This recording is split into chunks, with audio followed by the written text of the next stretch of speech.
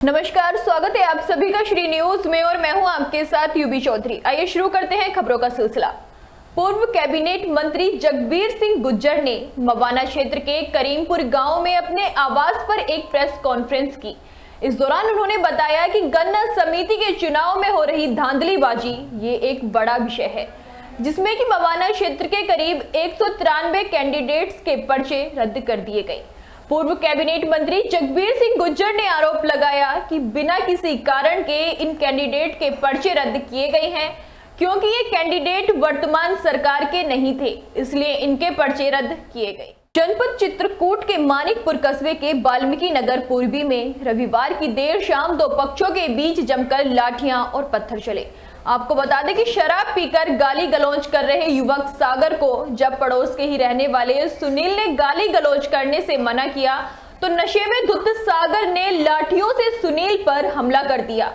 हमले में सुनील गंभीर रूप से घायल हो गया। घायल सुनील जैसे ही जमीन में गिरा तभी सागर ने उसकी कमर पर पत्थर पटक दिया, जिससे सुनील बुरी तरह घायल हो गया। वहीं शोर सुनकर मौके पर पहुंचे सुनील के परिजनों ने उसे एम्बुलेंस की मदद से मानिकपुर सामुदायिक स्वास्थ्य केंद्र में भर्ती कराया, जहां उसका प्राथमिक उपचार कर डॉक्टर ने उसकी गंभीर हालत को देखते हुए जिला अस्पताल रेफर कर दिया है। उत्तर प्रदेश फतेहपुर जिला के थाना असोधर क्षेत्र के रामनगर कोहन गांव में बिजली के पोल पर चढ़कर तार जोड़ रहे युवक हरिपाल की करंट की चपेट में आकर दर्दनाक मौत हो गई। सूत्रों के मुताबिक हरिपाल 100-200 रुपए लेकर के बिजली के तार जोड़ दिया करता था। हरिपाल का विद्युत विभाग से कोई संबंध नहीं था। हरिपाल बगैर सेफ्टी के बिजली के पोल पर चढ़कर तार जोड़ने में माहिर था। वहीं घटना के बाद से उसका साथी रमेश पासवान मौके से फरार है। नेपाल में नदियों के जलस्तर में भारी वृद्धि और नेपाल से छोड़े गए पानी के कारण सोहगी बरवा क्षेत्र में बाढ़ जैसे हालात उत्पन्न हो गए हैं। इस आपदा से निपटने के लिए जिला प्रशासन पूरी तरह से मुस्तैद है। आपको बता दें कि जिला पंचायत अध्यक्ष रविकांत पटेल, जिलाधिकारी अनुयायी झा और पुलिस अधीक्षक सोमेंद्र मीणा स्वयं बाढ़ प्रभावित गांव का निरीक्षण करने पहुंचे और प्रभावित लोगों को राहत सामग्री का वितरण किया। इस दौरान जिलाधिकारी ने उप जिलाधिकारी निचलोल को निर्देशित किया है कि वो सभी बाढ़ प्रभावित ग्राम पंचायतों में प्रभावी ढंग से राहत सामग्री का वितरण करें।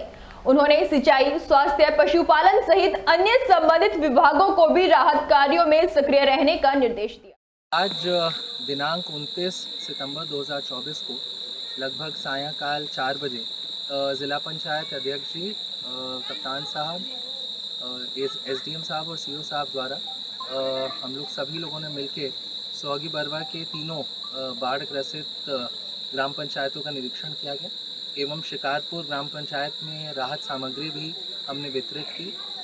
वहाँ के लोगों को जो भी समस्याएं आ रही थी, जैसे क्लोरीन टैबलेट्स से रिलेटेड या कोई और सामग्री से रिलेटेड, उसको उस समस्या का निस्तारण करने के लिए, त्वरित निस्तारण के लिए उचित निर्देश भी दिए हैं। वैसे जल स्तर यहाँ पे लगातार घट रहा है और हमें आशा है कि अगले 24 घंटों में यहाँ पे जो डेली का दिनचर्या है वो वापस नॉर्मलसी को रिटर्न करेगा। मुजफ्फरनगर में फोटोग्राफर्स वेलफेयर सोसाइटी के तत्वाधान में वार्षिक अधिवेशन के साथ साथ मुजफ्फरनगर में पहली बार फोटो वीडियो प्रदर्शनी का आयोजन किया गया, जिसमें मुख्य अतिथि रहे राज्य मंत्री कपिल देव अग्रवाल ने अपने संबोधन में कहा कि फोटोग्राफी क्षेत्र में रोजमर्रा नई टेक्नोलॉजी आ रही है। ऐसे में फोटोग्राफर को खुद को अपडेट करना भी जरूरी है। वहीं आशीर्वाद बैक्चेट हॉल में आयोजित प्रदर्शनी में राज्य मंत्री कपिल देव अग्रवाल शामिल हुए। कार्यक्रम में बोलते हुए मंत्री कपिल देव अग्रवाल ने मुजफ्फरनगर में इस भव्य कार्यक्रम के लिए पूरे संगठन को बधाई दी। आपको बता दें कि कार्यक्रम का मुख्य उद्देश्य मुजफ्फरनगर के सभी फोटोग्राफर्स को कंपनी के द्वारा नई टेक्नोलॉजी की जानकारी दिलाना था। उत्तर प्रदेश में विकास का दावा करने वाली सरकार और जिला प्रशासन की पोल 3 दिन में खुल गई है।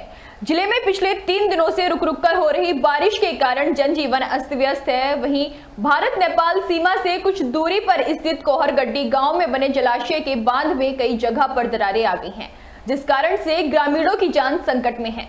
बताया जा रहा है कि लगातार हो रही बारिश के कारण जिले में बहने वाली नदियां और पहाड़ी नाले उफान पर हैं।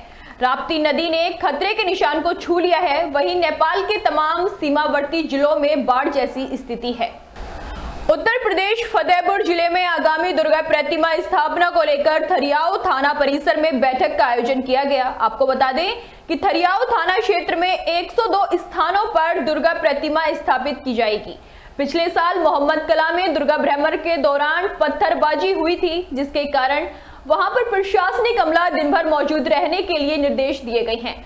दुर्गा प्रतिमा पर पत्थरबाजी होने के कारण हिंदू संगठनों के लोग आगे आ गए हैं। वहां पर मजिस्ट्रेट लक्ष्मी बाजपेयी ने थरियाव पुलिस को आदेश देते हुए कहा कि विशेष निगरानी रखें और यदि भ्रमण की अनुमति नहीं है तो कोई भ्रमण नहीं होने दिया जाएगा।